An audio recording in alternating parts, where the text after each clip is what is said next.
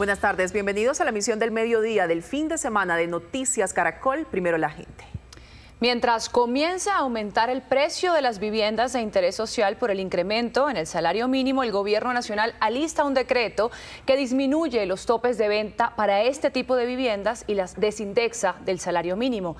Además, se deberá establecer de manera expresa el precio total en pesos colombianos. María Fernanda Tarazona, ¿en qué consiste este borrador? Andreina, el Gobierno Nacional publicó un proyecto de decreto con el cual busca reducir el costo de la vivienda de interés social en todo el país. El Gobierno Nacional, a través de este documento, propone reducir los topes del segmento en Colombia, pasando de 150 salarios mínimos mensuales legales vigentes, con reajuste a este año, quedaría en 262 millones de pesos esa vivienda, y dice que los pasaría a 135 salarios mínimos, con lo que quedaría esa vivienda en 236 millones de pesos. Además, este decreto también menciona que las constructoras deberán establecer desde un inicio, al momento de la separación del inmueble o firma de la promesa de compraventa, cuánto va a costar ese inmueble en pesos colombianos, un valor que es claro que no se podrá modificar ni atar a los próximos incrementos del salario mínimo. Ahora bien, hablemos de a quién cobijará esta medida que propone el Gobierno Nacional: a nuevas separaciones o promesas e incluso compras posteriores, pero no aplica para aquellas personas que ya compraron su vivienda, que ya hicieron su separación, que ya firmaron esa compra-venta y que incluso esos negocios ya están en ejecución. Algunos de los expertos lo que están alertando es que en caso de que el Gobierno Nacional avance con este proyecto de decreto, podría llegar a ser tumbado. Por decreto no se puede fijar el valor máximo del tope de la vivienda. Eso se hace a través de una ley. La vez pasada, este mismo gobierno lo hizo a través del Plan Nacional de Desarrollo. Entonces, primero, el decreto está viciado de ilegalidad.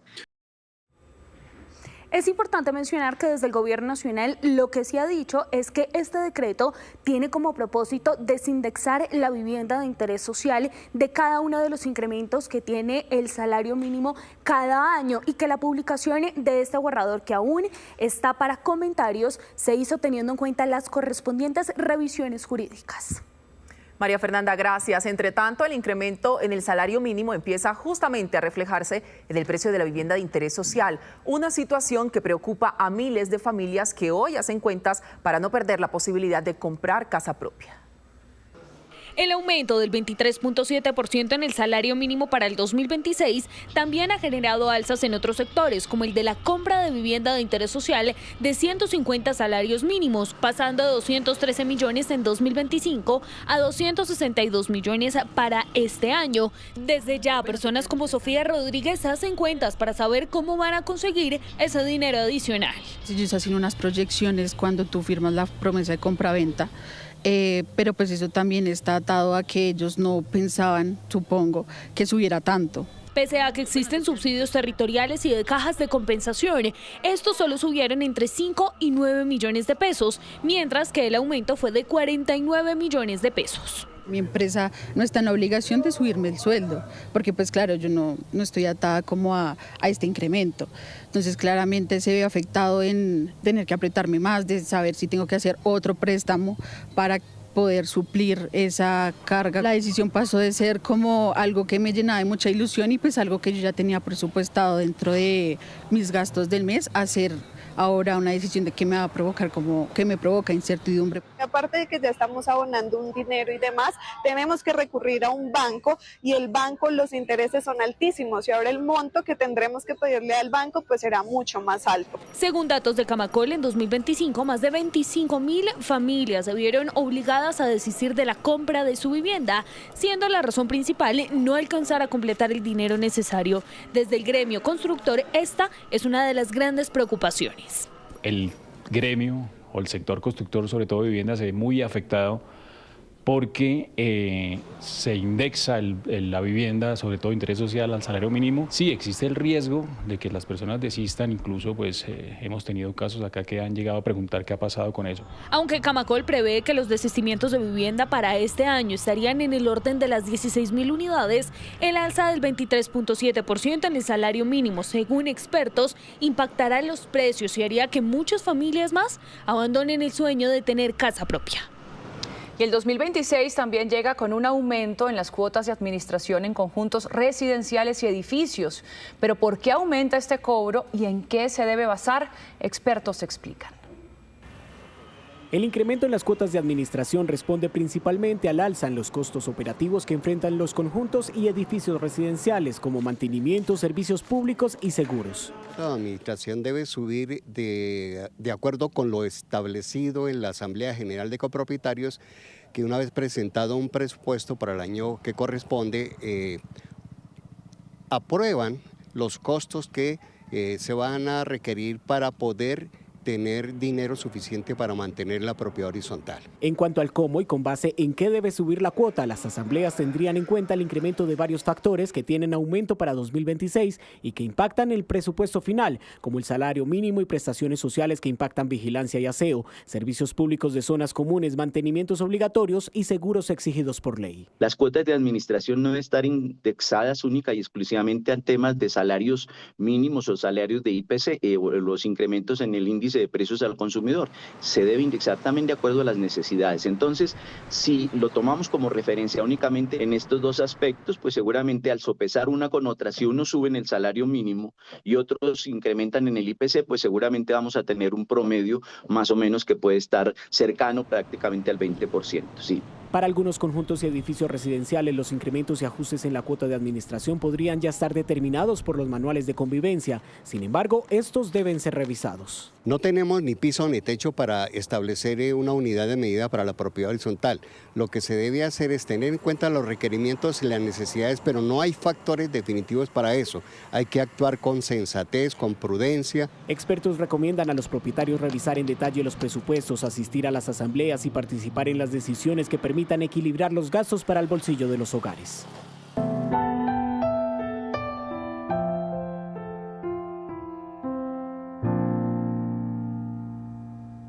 En medicina legal, en Bogotá, permanecen los cuerpos de las víctimas que dejó el siniestro aéreo en el que murió el cantante Jason Jiménez. Alejandro Cortés, ¿qué detalles se conocen a esta hora?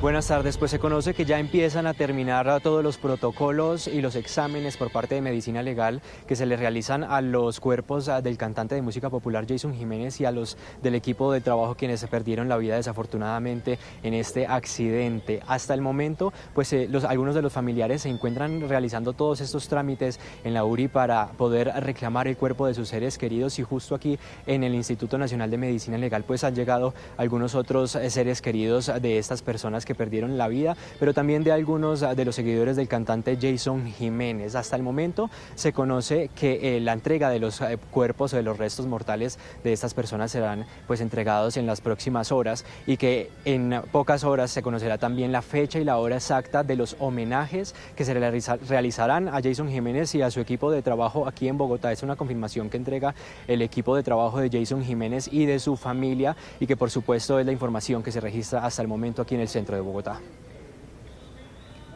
Alejandro, gracias. Y en el Templo del Vallenato, en medio del aniversario de Valledupar, varios artistas se sumaron a los homenajes a Jason Jiménez y su equipo.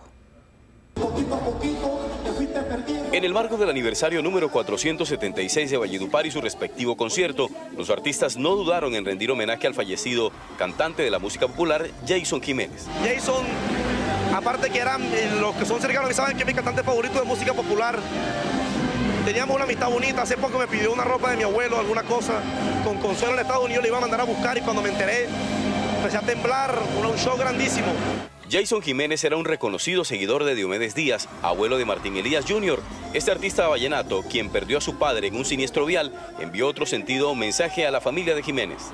Todos que se cuiden, que quieran a sus familiares, que la vida es pequeña, y lo bueno de lo que hizo Jason es que a veces la vida es corta, pero quedó un legado inmenso de música y de cariño. La muerte de Jason sorprendió a todos los vallenatos en medio de su fiesta de aniversario, y por esa razón le rindieron homenaje como ellos saben hacerlo, con música. No, que de verdad mucha fortaleza, fue un grande de la música popular, un grande de la música en Colombia, y qué vaina tan triste, de verdad, estamos conmovidos porque es una noticia que no la esperábamos.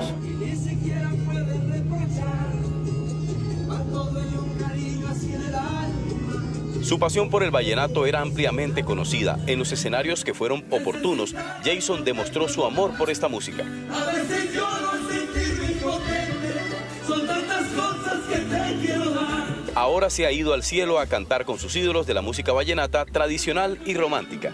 Los caminos de la vida no son como yo pensaba, Y seguimos conociendo historias sobre la influencia de Jason Jiménez en artistas emergentes. En Armenia, Quindío, un ex uniformado de la policía se dedicó a la música inspirado en la historia de vida de este artista. De una raza que la gloria y es orgullo en mi país. Uniformado, así cantaba Alex Bedoya cuando estaba en la Policía Nacional.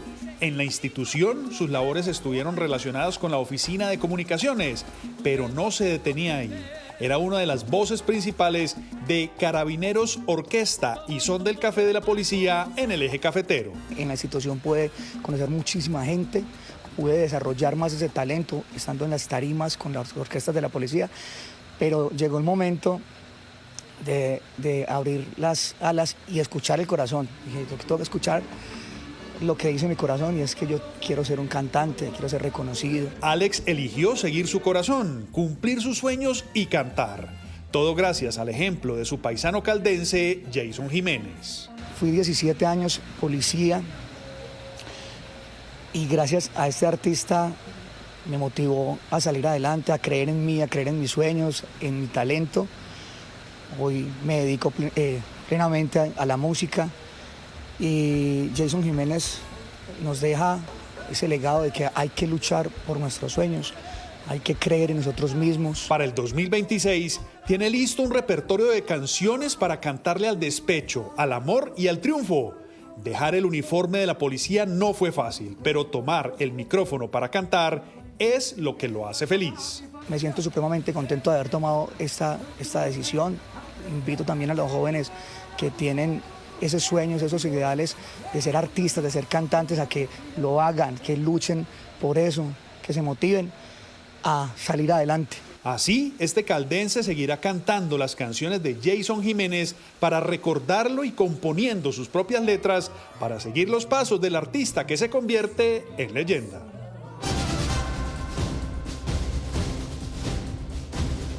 12:43. Jenny Salazar, expersonera de Tamalameque, Cesar, estuvo 9 meses secuestrada por el ELN. La mujer narró en Noticias Caracol los tratos inhumanos a los que fue sometida y cómo el Gaula de la policía la rescató del infierno.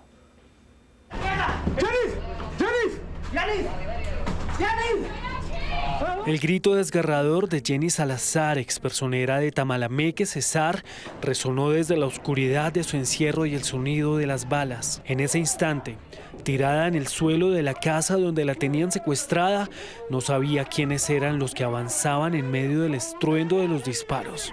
Habían transcurrido 9 meses de terror y aislamiento, tiempo que llevaba prisionera encadenada por el ELN.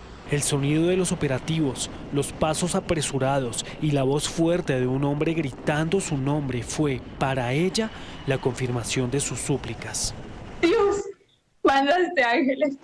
El calvario para Jenny había comenzado el 21 de febrero de 2025, cuando se dirigía a su finca desde Tamalameque. El 21 de febrero yo me traslado aproximadamente siendo las 6 de la mañana o 5:40 más o menos, salgo de Tamalameque, paro en el municipio de Pailitas, iba acompañada de 2 personas. Jenny y sus acompañantes se detuvieron a desayunar en el sector de Pailitas. Antes de llegar a los rieles, vio un carro detenido en su carril y a una persona que fingía arreglar una llanta. Hombres armados rodearon su vehículo, golpearon los vidrios y amenazaron con disparar. Al ceder, los secuestradores se identificaron. Esto es un secuestro del Ejército de Liberación Nacional, ELN. ¿Sí? Baje la cabeza, no alcen la cabeza, no hagan nada, no intenten nada o los matamos. Jenny y sus 2 acompañantes fueron separados. La mujer fue trasladada a caballo a través de las montañas por cerca de 2 horas para después ser llevada a una habitación donde la encadenaron. El lugar de su cautiverio era una prisión psicológica. Cuarto con doble puerta, un pasillo y al final lo que parecía ser una puerta secreta. Inicialmente uno lo que ve es un cuartico pequeño como de alacena, y más adentro. Entonces allá en ese lugar usted no sabe si es de día, si es de noche, si usted cuántas horas duerme, no tienes un reloj, no tienes absolutamente nada. El trato para Jenis fue inhumano desde el inicio. Tras ser secuestrada, pasó más de 15 horas sin comer, solo recibiendo sueros durante el viaje al lugar de su cautiverio, donde seguían los malos tratos por parte del ELN. Además, el calor era sofocante.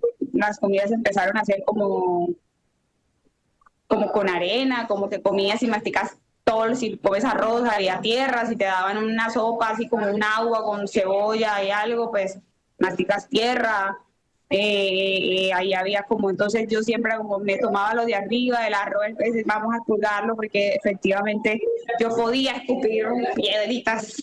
Cuando Jenis cayó enferma, la respuesta de sus captores fue deshumanizadora. Así lo narró, como si estuviera viviéndolo de nuevo. Les manifesté que estuve enferma y voy a ser muy franca, estuve ensuciando sangre, estuve mal, y cuando yo les expuse eso a ellos me dijeron, pues aquí en la guerrilla del ELN el que mejor está caga sangre, usted está bien. Solo cuando la vieron muy débil le dieron medicamentos, pero estos llegaron vencidos. Su único refugio, narró, era la fe. Pues no más que orar, que pedirle a Dios que me sanara y ya, porque no tenía más que aferrarme a eso.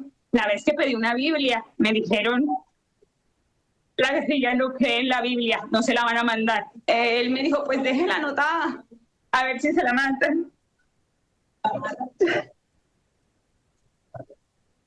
Jenis oía voces afuera de la casa que le recordaban la vida negada por el encierro. Nunca vio a nadie, solo salía 1 hora al día. A pesar de las amenazas de muerte, Jenis luchó contra el aislamiento y la invisibilidad. Y me ponía a llorar o a hacer bulla cuando escuchaba otro tipo de personas, como para que supieran que yo estaba ahí, que lo hice muchas veces. Lo hice muchísimas veces, porque es que cuando escuchaba voces yo intentaba gritar o cantar, que a quien llegara ahí supiera que ahí había alguien encerrada, que ahí había otra persona. Entonces me mandaban a callar, me gritaban que si no me iban a matar, que me iban a poner la cadena más corta, o que ya la cadena no solo me la iban a poner cuando me sacaran, sino todo el tiempo en el cuarto. El 27 de noviembre, alrededor del mediodía, y mientras Jenis comía, el sonido de un helicóptero comenzó a acercarse.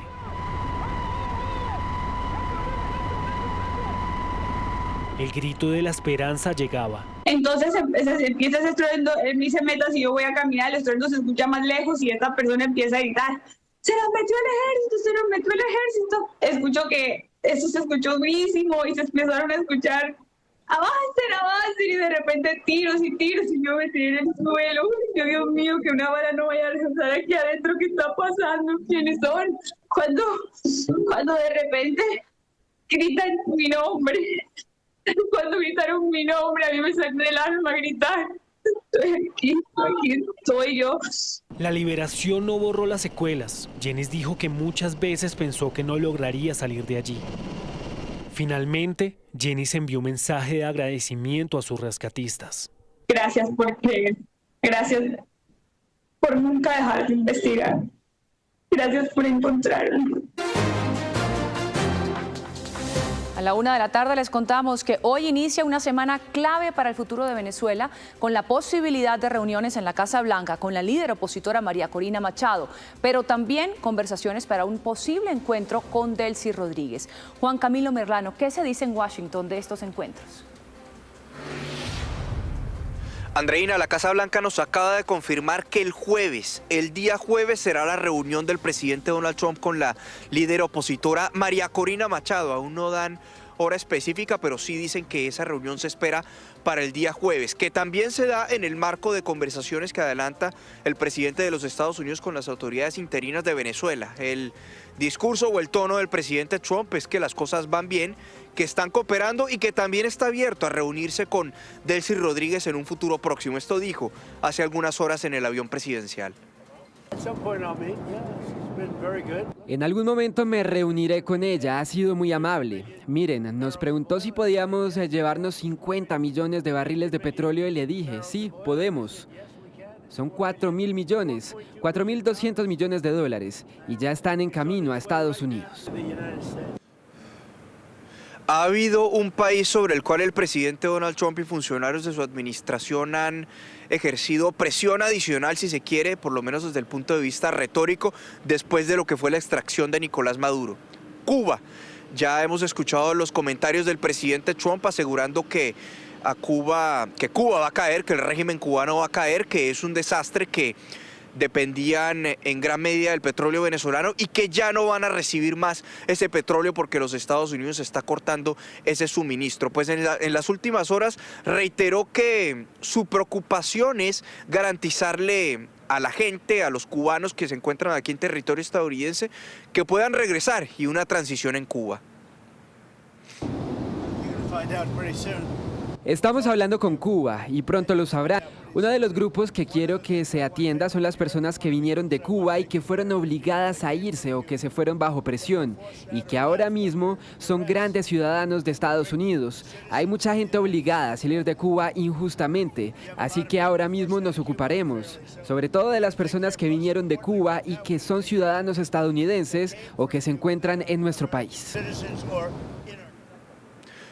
Otro país que también ha recibido críticas del presidente Donald Trump e incluso advertencia de posibles ataques en terreno es México, por la situación de los carteles y el tráfico de fentanilo. Pues precisamente esta mañana la presidenta Claudia Sheinbaum sostuvo una conversación telefónica con el presidente Donald Trump. Es la conversación número 15 que sostienen ambos mandatarios tras las declaraciones de Sheinbaum, donde dijo que frente a las advertencias del presidente Trump había que fortalecer la comunicación, la cooperación. Pues el balance de la presidenta mexicana es que fue una charla positiva donde discutieron estrategias conjuntas para hacer frente a los carteles del narcotráfico. Y por el otro lado, ya se está preparando lo que será la visita del presidente Gustavo Petro durante la primera semana de febrero aquí a la Casa Blanca.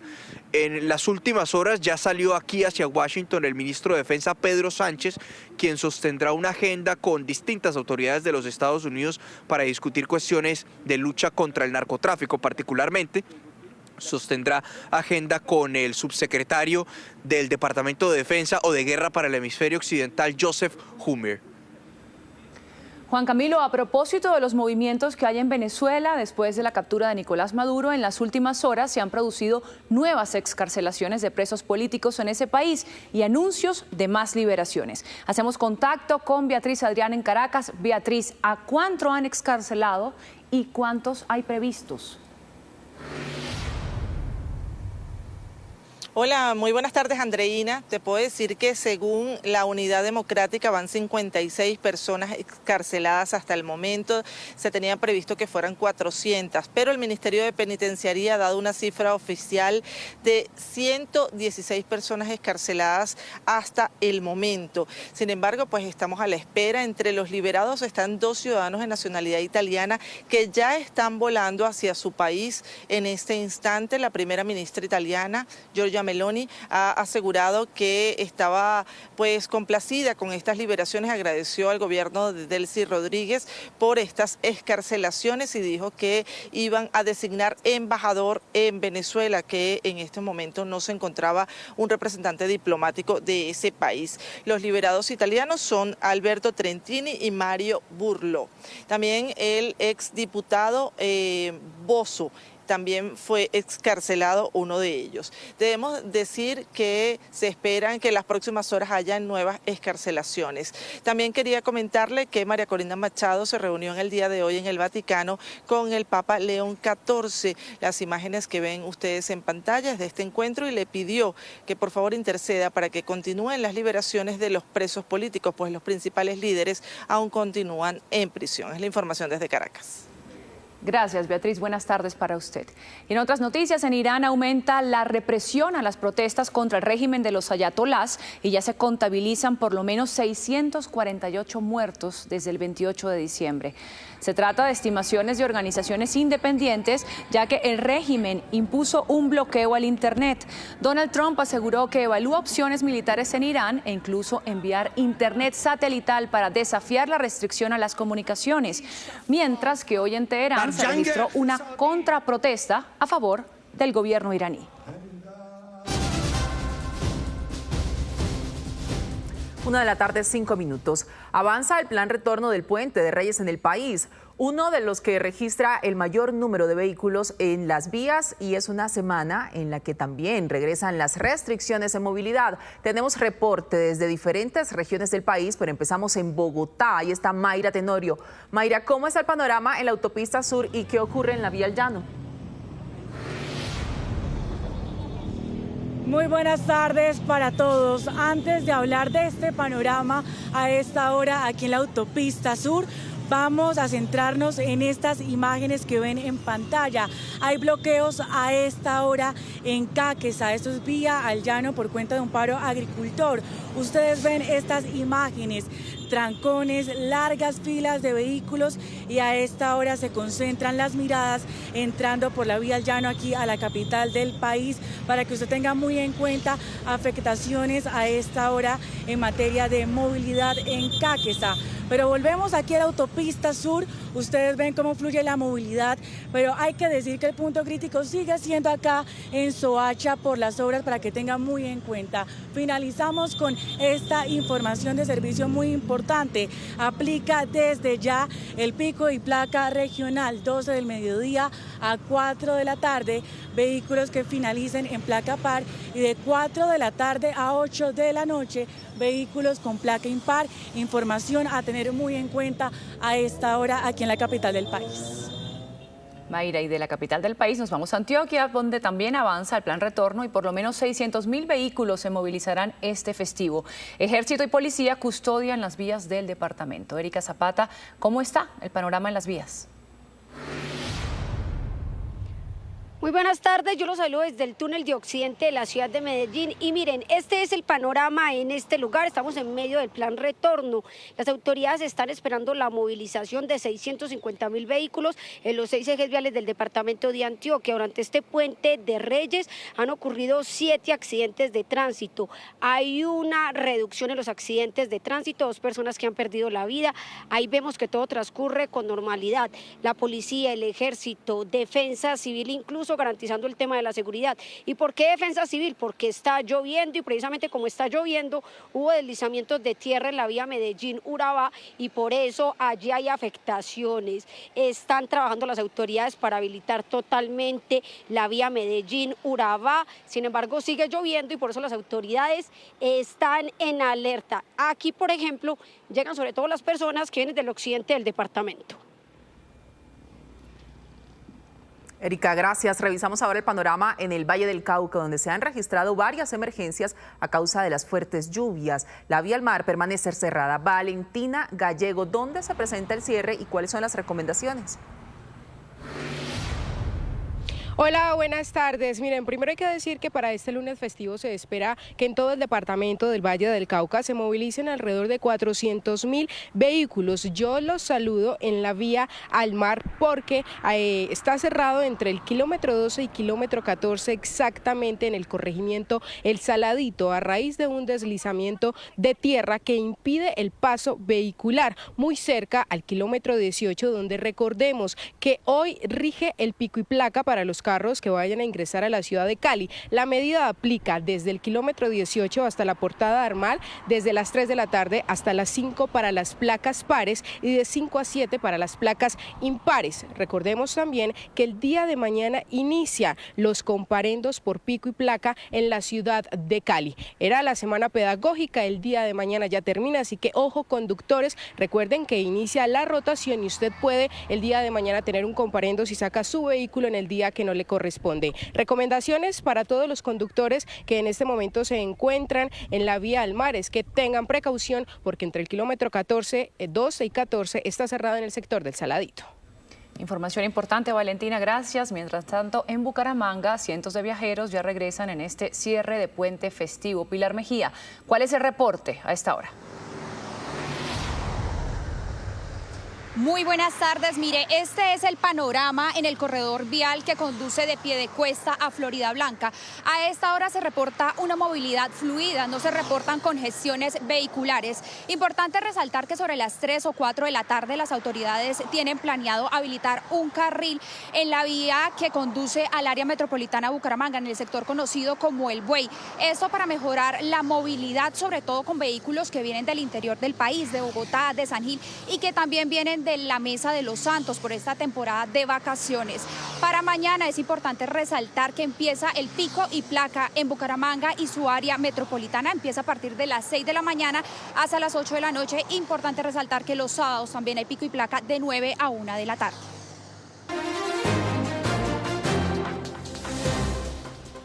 A esta hora es noticia en Tibú Norte de Santander la liberación de Alexandra Montilva y su hija de 12 años, quienes fueron secuestradas por el ELN en la vía hacia La Gabarra en el kilómetro 28. A una misión humanitaria conformada por la Iglesia Católica, la Defensoría del Pueblo y la ONU fueron entregadas. Sin embargo, aún no hay pistas de los 5 policías secuestrados en Tibú. Sus familiares en las últimas horas llevaron a cabo una velatón pidiéndole al ELN pruebas de supervivencia y que les permita regresar a sus hogares. Todo esto ocurre mientras avanzan las investigaciones para determinar por qué los uniformados viajaban vía terrestre hacia la zona que registra un alto riesgo para los policías cuando regularmente los traslados se realizan vía aérea. A esta hora es noticia que las autoridades del municipio de Urrao, que es suroeste del departamento, tomaron una serie de medidas teniendo en cuenta un tiroteo que ocurrió en las últimas horas en pleno parque principal y quedó como saldo 8 personas heridas y 2 personas muertas. Entre esas medidas se encuentra que se prohíbe el parrillero hombre de 6 de la tarde a 5 de la mañana, los establecimientos comerciales deben de ser cerrados a las 12 de la noche y tampoco se permite la circulación de menores de edad después de las 10 de la noche. En las últimas horas se conoció además un video de cámaras de seguridad que muestra el momento exacto de este tiroteo. Además, la policía y el ejército están realizando constantes operativos para garantizar la seguridad. Momentos de pánico vivieron al menos 20 personas en Barbosa, Santander, mientras disfrutaban de un juego mecánico. Como se observa en las imágenes, una falla hizo que la atracción perdiera el control y se estrellara contra el piso. De inmediato, los ciudadanos y las autoridades atendieron a los afectados y los trasladaron al centro de salud del municipio. Se reporta una persona con múltiples fracturas y 8 personas con heridas leves. Aunque la atracción contaba con el permiso de la alcaldía, no contaba con el certificado de funcionamiento del Cuerpo de Bomberos. A esta hora es noticia en Barranquilla el pronunciamiento que han hecho el alcalde Alejandro Char y también el gobernador del Atlántico, Eduardo Verano de la Rosa, ante el anuncio del traslado de cabecillas de bandas delincuenciales como los Pepes y los Costeños y otros miembros de estas estructuras criminales solicitado por el Ministerio de Justicia en el marco de la política de paz total que adelanta el actual gobierno del presidente Gustavo Petro. Los mandatarios han rechazado enfáticamente esta situación pidiendo garantías y han convocado a una reunión urgente que se daría en las próximas horas con todos los entes de control y también con el Ministerio Público. El alcalde Alejandro Char en su pronunciamiento a través de su cuenta de X ha señalado, abre comillas, Barranquilla se prepara para recibir miles de turistas para el carnaval, la fiesta folclórica y cultural más importante del país. Lo que ocurra en la ciudad debido a esos traslados será responsabilidad del mal manejo de la llamada paz urbana que no tiene ni marco jurídico que lo respalde, cierro comillas.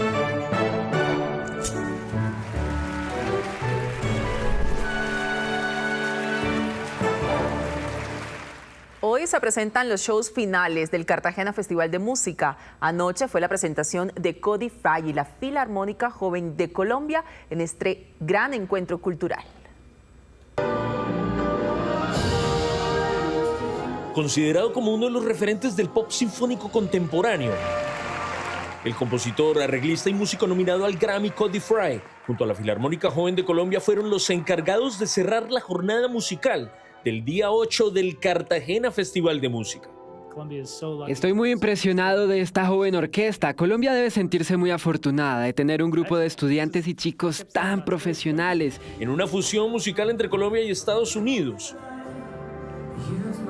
El show tuvo el toque de este arreglista que reinterpreta clásicos de todos los tiempos. Más que nervios se siente como una emoción, como una alegría, una felicidad de poder hacer música juntos, de juntarnos de todas partes del país. Cody Fry es un artista con muchos sentimientos, con demasiados pensamientos lindos sobre la vida. Durante 2 largas horas el público cartagenero disfrutó de este show completamente gratis. Hoy, el gran cierre del festival será en la Plaza de la Aduana con una presentación de Paquito de Rivera y la Orquesta Filarmónica de Cartagena. Todo un lujo. Y terminamos. Estas fueron las noticias, pero nos vemos a las 7 de la noche con una nueva edición informativa. Ya viene pura diversión, el reality. Somos Noticias Caracol. Primero la gente. Feliz tarde.